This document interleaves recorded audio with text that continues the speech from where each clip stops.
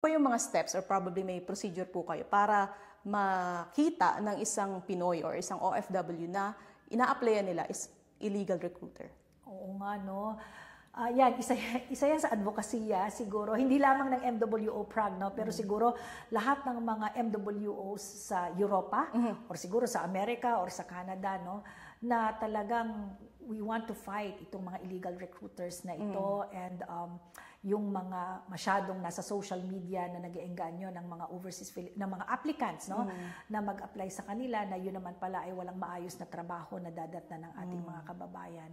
So we do not like third country recruitment. We do not like, of course, yung illegal recruitment. Hindi natin po gusto yan.